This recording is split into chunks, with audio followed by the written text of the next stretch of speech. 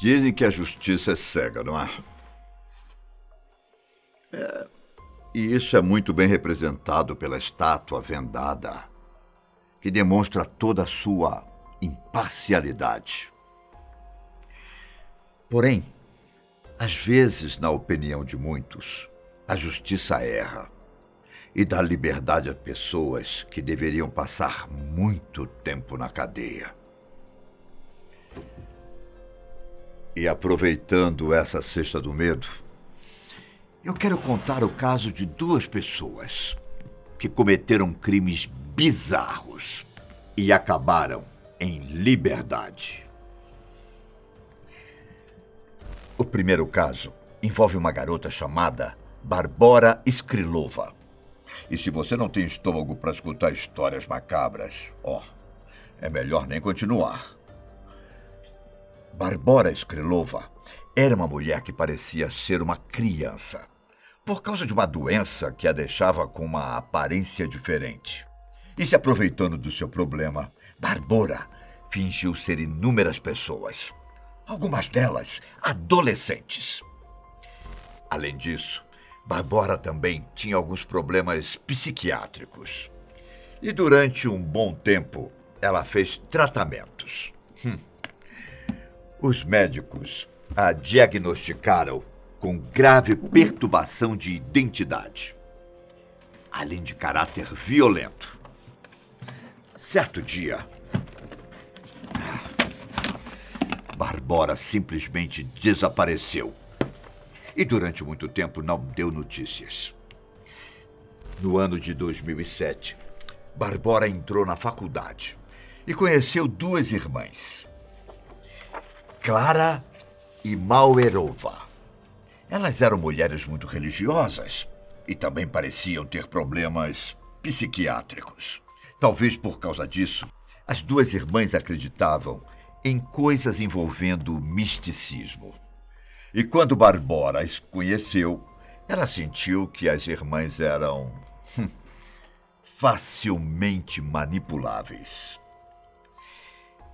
E após criar alguns laços de amizade, Caterina e Clara chamaram Barbora para ir morar com elas e os dois filhos da Clara.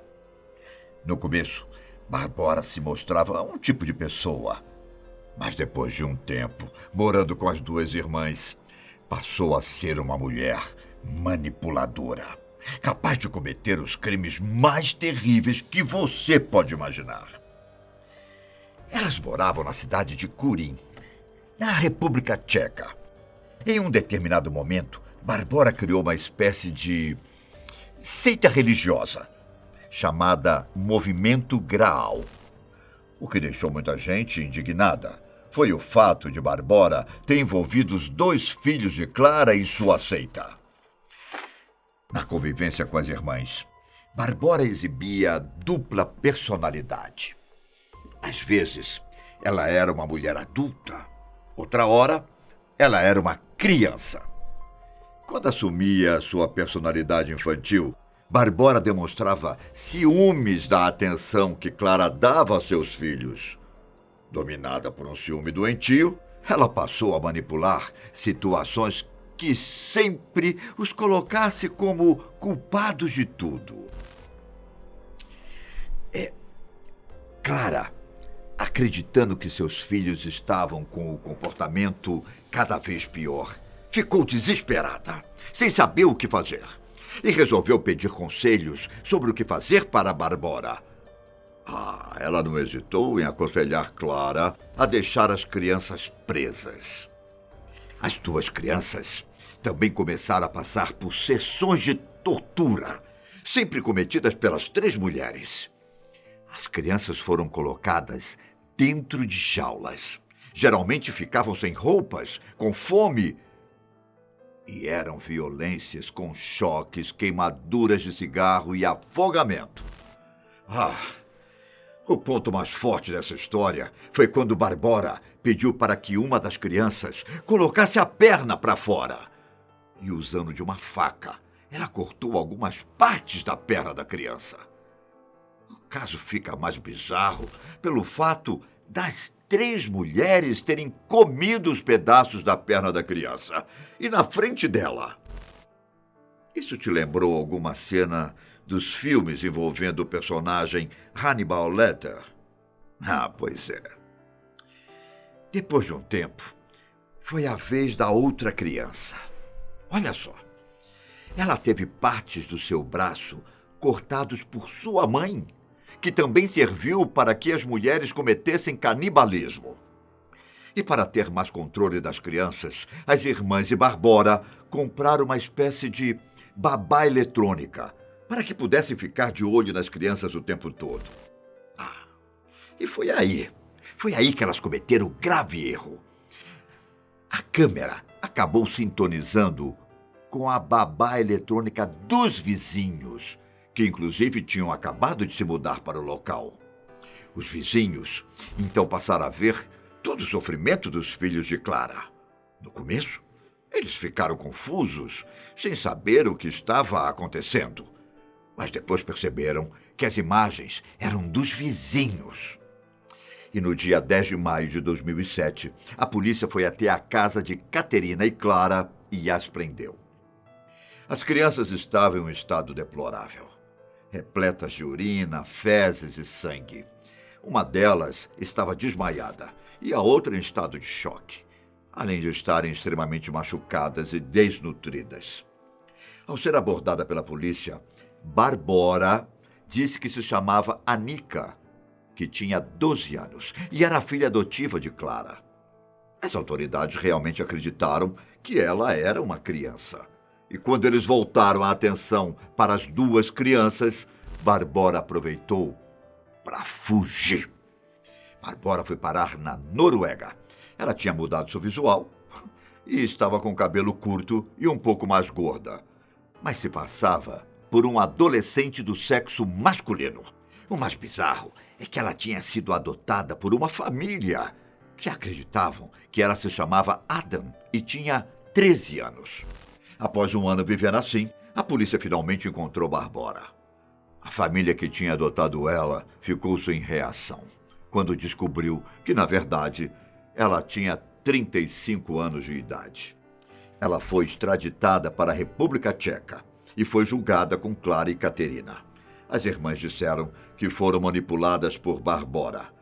Caterina, condenada a 10 anos de prisão, e Clara a 9 anos. Barbora foi presa por crimes contra a humanidade. Mas, como eu disse no começo, nem sempre a justiça acerta. Barbora foi solta em 2011 por bom comportamento, apenas 2 anos e meio depois de ser presa. Na verdade, ela ia pagar sua pena em liberdade condicional, mas desde então, ninguém nunca mais teve notícias de Barbora. Então, olha, tome cuidado.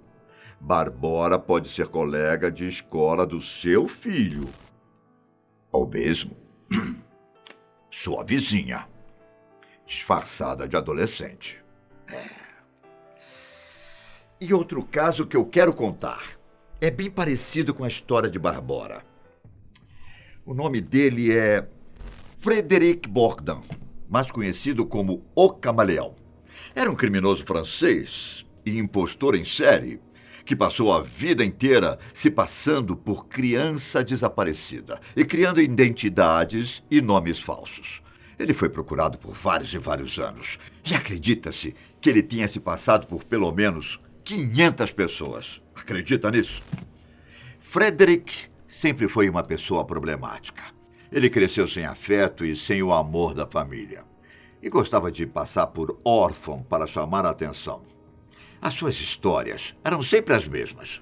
Ele só queria uma família e um lugar para estudar.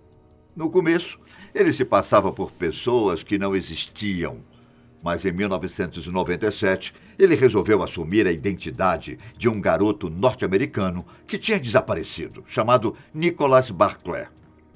Apesar de ter um forte sotaque francês e não combinar com a aparência do garoto, a família de Nicolas acreditou na história e levou Frédéric de volta aos Estados Unidos, dando a ele estudos e nunca questionando sobre sua verdadeira identidade.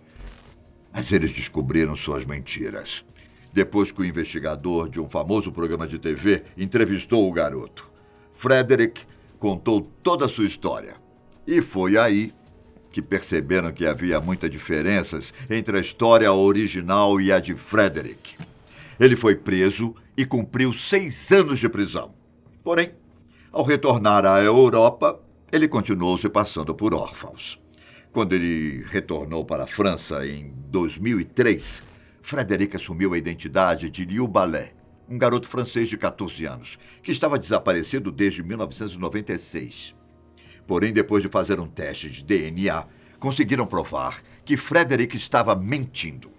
Em agosto de 2004, enquanto Frederick estava na Espanha, ele alegou ser um adolescente chamado Rubens Sanches Espinosa, cuja mãe havia sido morta nos atentados de 11 de março de 2004 em Madrid. Quando a polícia descobriu a verdade, eles o deportaram para a França. Em 2005, mesmo com 31 anos, ele ainda tentava se passar por adolescentes. No caso, ele se passou por Francisco Hernández Fernandes, um órfão espanhol de 15 anos de idade. Frederick estudou um mês em um colégio na França e alegava que seus pais tinham morrido em um acidente de carro. Ele se vestia como um adolescente, usando um boné de beisebol para cobrir sua careca. Mas no dia 12 de junho deste ano, o administrador da escola o desmascarou, depois de ver um programa de televisão sobre suas façanhas. Ele foi preso e condenado a pagar 4 meses de prisão.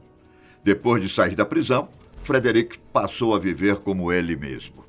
Em 2007, ele se casou com Isabelle, também francesa, depois de namorarem cerca de 1 ano.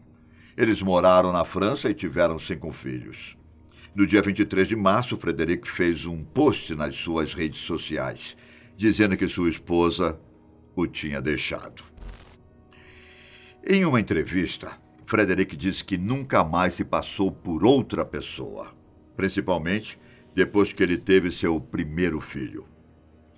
Aí eu te pergunto, será que essas 2 pessoas mereciam mesmo a liberdade? É claro que eu não sou ninguém para poder julgá-los, e sei que os crimes de Barbora e Frederick são bem diferentes. Mas o que deixou muita gente indignada foi o fato deles terem pegado penas muito curtas. De todo modo, eram 2 grandes impostores, que, de certo modo, podem voltar a cometer seus crimes. Nos encontramos na próxima sexta. Até a próxima. Tchau.